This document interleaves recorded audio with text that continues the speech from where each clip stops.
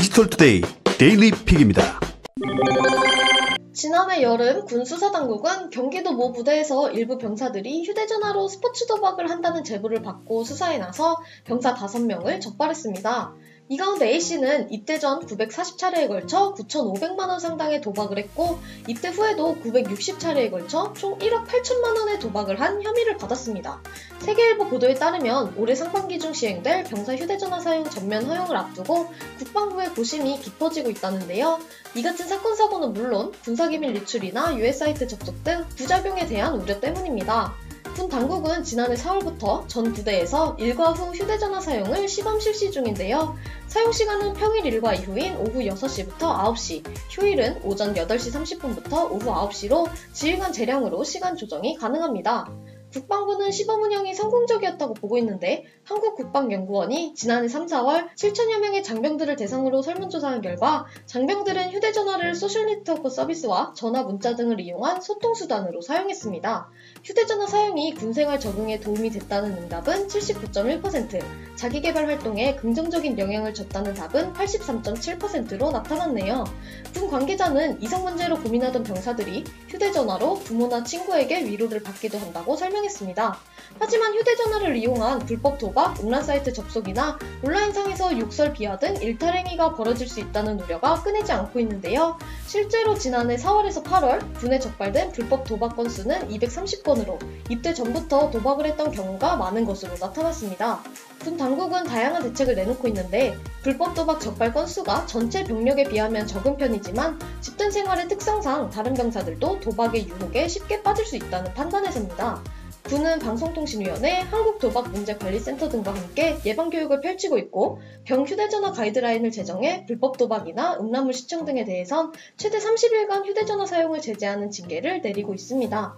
국방부는 올해는 국방대에 인터넷 윤리 및 도박 예방 관련 군교관 직무과정을 신설하는 등 불법 도박 예방 조치를 더욱 강화할 계획이라고 설명하고 있습니다. 국방부는 자체 개발한 보안 애플리케이션으로 사진 촬영도 막을 계획인데요. 카메라 기능을 제한하는 앱이 설치된 휴대전화를 부대 정문에 설치된 보안통제 시스템에 갖다 대면 자동으로 카메라 기능이 차단되는 방식입니다. 국방부는 위성 위치 확인 시스템과 녹음 기능을 제한하는 보안 앱 개발을 검토했지만 애플 등 일부 휴대전화 제조사가 이들 기능을 외부 앱으로 제한할 수 없도록 설정해 무산됐습니다. 살아있는 세포 조직으로만 이루어진 로봇이 탄생했다고 합니다. 금속 등을 사용하지 않고 세포로만 로봇을 만든 건 이번이 처음인데요. 중앙일보의 미 국립과학원회보 인용 보도에 따르면 미국 터프츠 대학과 버몬트 대학 연구진은 아프리카 발톱개구리의 줄기세포를 조립해 자체 동력으로 움직이는 극소형 생체 로봇을 만드는 데 성공했습니다.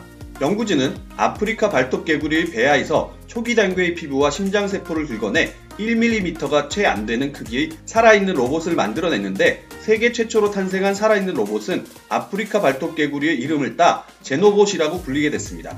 연구진에 따르면 수축과 이완을 하는 심장세포는 비축된 에너지로 로봇을 작동시키는 엔진 역할을 하고 이에 따라 로봇은 세포 내부에 있는 에너지가 고갈될 때까지 구동이 가능합니다. 보통 일주일에서 열흘 정도까지 생존할 수 있다고 합니다.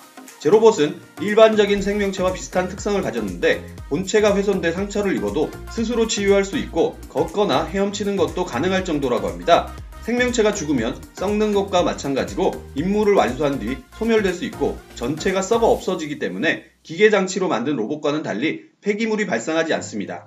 앞으로 개구리가 아닌 포유류의 세포를 이용할 경우 물이 아닌 묻에서도 구동될 수 있을 전망입니다. 이러한 특성 덕분에 기존의 기계 로봇은 하지 못했던 인체 내부 작동도 가능할 것으로 보이는데요. 사람의 몸속에 들어가 장기에 의약품을 공급하거나 혈관 속을 돌아다니며 혈전을 제거하는 일, 바다의 미세 플라스틱을 수집하는 등 환경오염을 개선하는 분야에도 쓰일 수 있습니다.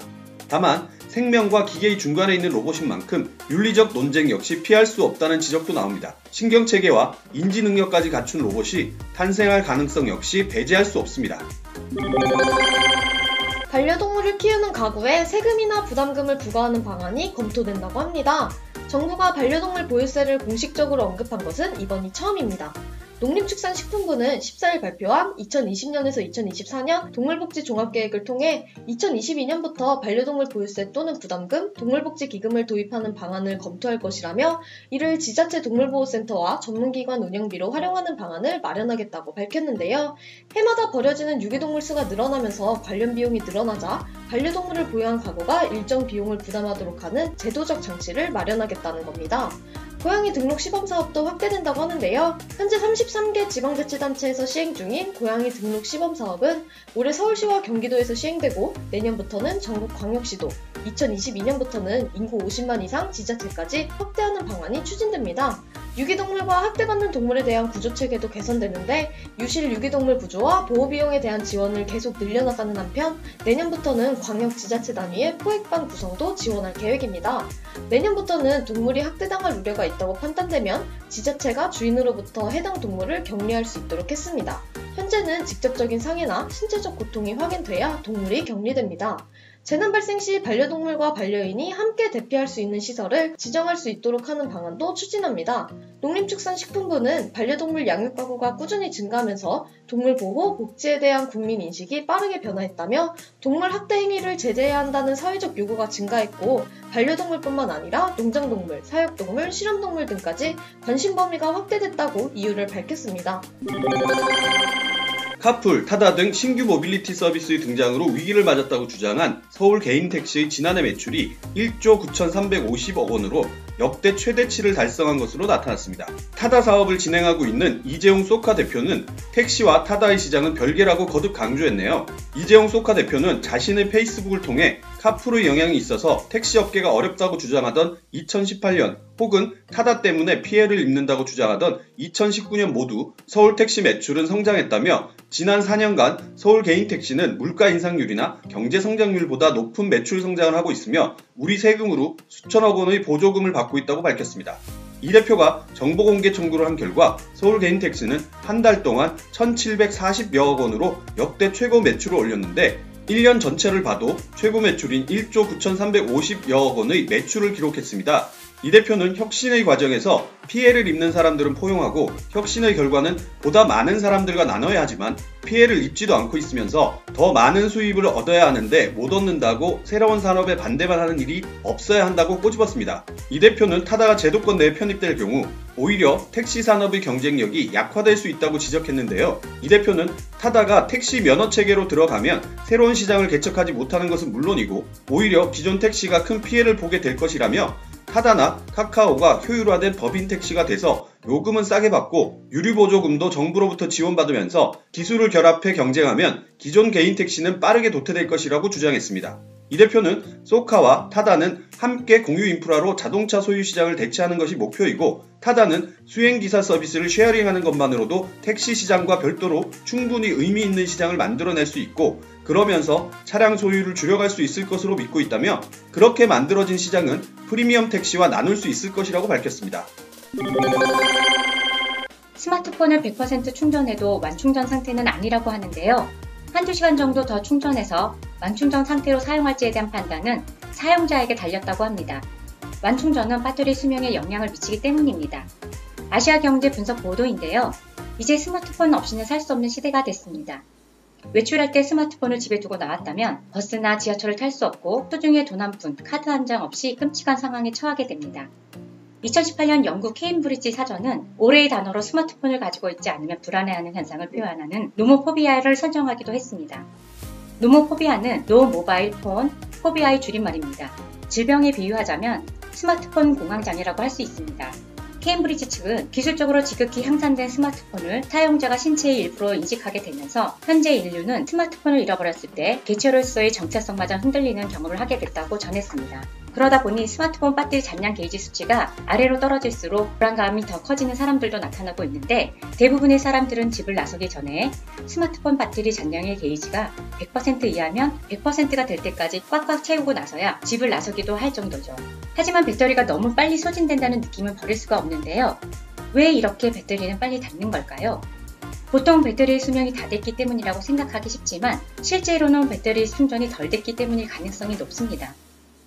충전기는 100% 충전이 되면 빨간색 불이 꺼지고 녹색 불이 켜집니다. 그러면 사람들은 완충전된 줄 알고 충전기의 플러그를 뽑습니다. 하지만 스마트폰의 녹색 불이 켜지고 배터리 잔량 게이지가 100%를 나타난다고 해서 배터리가 완충전된 것은 아니라고 합니다. 충전율은 전압을 재표시하는데 스마트폰의 배터리 안에 있는 수많은 리튬 이온이 하나하나 모여 연결돼서 전압을 잴 수 없기 때문에 나타나는 현상입니다. 그러니까 배터리가 100% 충전됐음을 알리는 녹색불이 켜졌을 때는 배터리 표면만 충전된 것이고 배터리 표면의 리튬 분자들은 100% 충전됐지만 내부의 리튬 분자들은 70에서 90% 정도만 충전된 상태라는 겁니다. 물론 이 수치도 스마트폰의 기종과 연식에 따라 달라질 수 있습니다. 따라서 녹색불이 켜졌더라도 충전기는 계속 꽂아두는 것이 좋습니다. 내부까지 완전히 충전시키려면 녹색불이 꺼진 뒤에도 한두 시간 정도는 더 꽂아둬야 합니다. 배터리 안에 리튬 이온들이 농도 편차가 심해서 전압이 충분히 확산될 때까지 기다려줘야 하기 때문입니다. 1년 이상 지난 배터리의 경우는 내부 성능이 떨어진 만큼 더 많은 시간을 꽂아둘수록 더 많이 충전된다고 합니다. 명심해야 할 점은 과충전입니다. 스마트폰 자체적으로 과충전을 방지하는 기능이 있기 때문에 크게 걱정할 부분은 없지만 정품이 아닌 충전기들을 사용할 때는 폭발의 가능성이 있는 만큼 각별한 주의가 필요합니다. 정품을 사용하는 것이 안전하고 과충전에도 안심할 수 있다는 말입니다.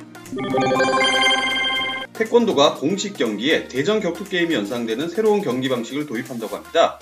대한태권도협회는 지난 12일부터 13일까지 새로운 룰을 시연하기 위해 KTA 파워 프리미엄 리그를 개최했는데요. 이번 대회는 기존에 진행되던 부위 타격을 통한 득점 방식이 아니라 충격량으로 승패를 가리는 방식이 처음 적용됐습니다.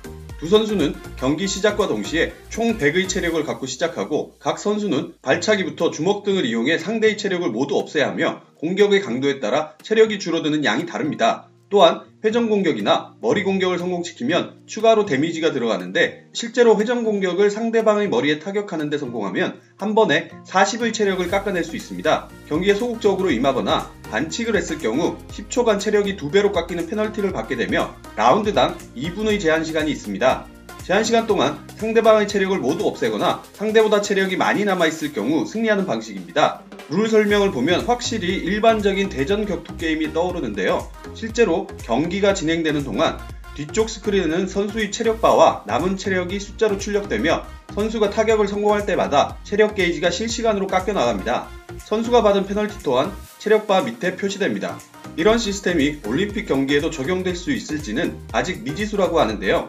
일부에서는 한국 국기의 전통을 무시하는 것이 아닌가 하는 우려도 나오고 있어 규칙 변경을 통해 태권도가 다시금 전성기 시절의 인기를 누릴 수 있을지 관심을 모으고 있습니다. 행복한 하루 디지털투데이였습니다.